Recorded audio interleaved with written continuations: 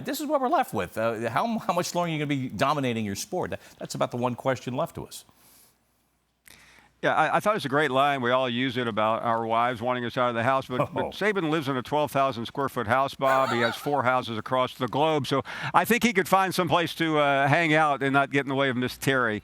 But you cannot escape it. He turned 67 on Halloween, and that is now the question. It's hard to use it seriously against him in recruiting because players want to be a part of any part of Nick Saban's dynasty. But in the end, if he loses a game or two, and that's considered Armageddon at Alabama, then these whispers will grow louder.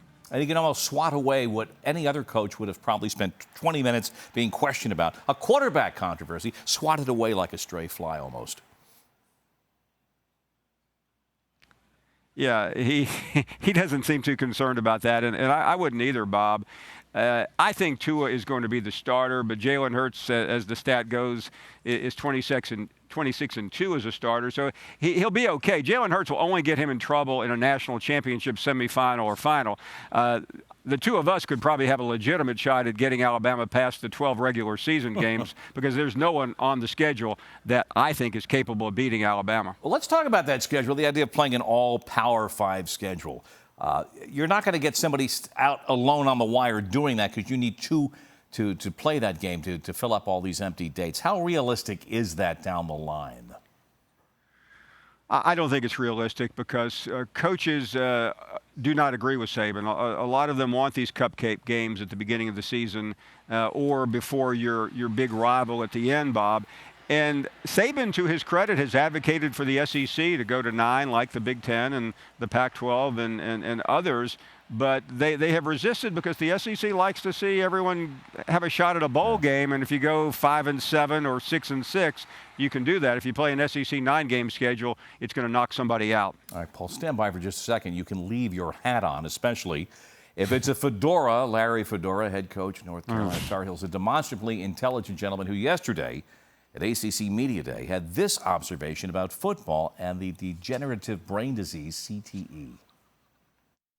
I don't think that the game of football, that it's been proven that the game of football causes CTE, but that's been put out there. We don't really know yet. Okay, that started a bleep storm, as did Fedora's observation, and he's hardly the first coach to say this, and I guarantee you many others feel this way, they won't say it, that football is a sport being hunted. It's pursued by activists. And I believe the game's under attack right now. I really do.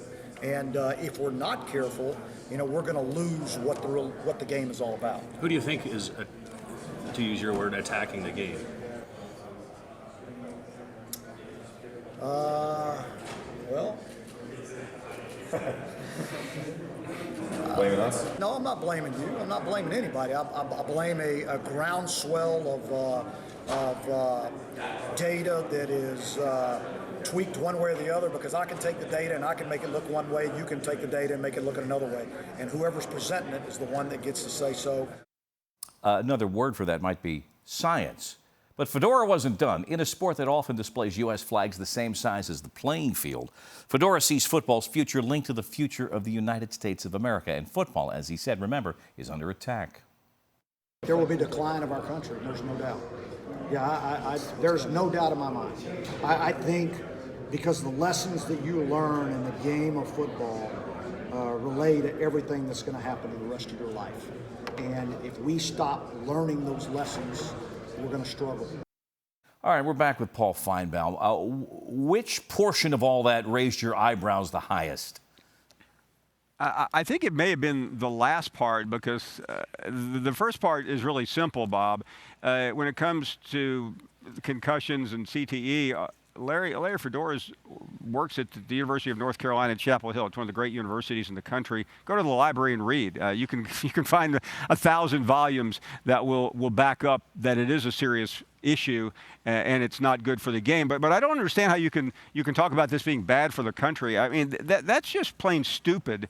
And I really have to wonder, as scary and as sad as those comments are, Bob, how this great university can stand behind someone uttering these type of comments. And I realize everyone has a right to express themselves, but if you're watching at home as a potential recruit to North Carolina, or if you're a parent of a child on that team, I mean, I'd be thinking seriously about running down to Chapel Hill right now and grabbing my son and saying, you're not playing for this guy, because it's incomprehensible that in 2018 you can make those statements. And listen, I realize you go up and down the dial right now, you're going to hear some equally stupid statements about politics and world peace, but we're talking about college football here, Bob. Yeah, we got about 30 seconds. When he was asked the question, I know you couldn't see air there, but who is attacking football? He had to grip. He had to really reach. It was an uncomfortable 10 seconds before he came up with his response to that. But because there isn't an answer. And I think you said earlier, I've known Larry Fedora to be an unusually bright guy, but he came off utterly stupid here, and I think that's really sad. And I'm serious in terms of other coaches need to come out and step away from this, because I think this will definitely be used against him in recruiting, and it should be.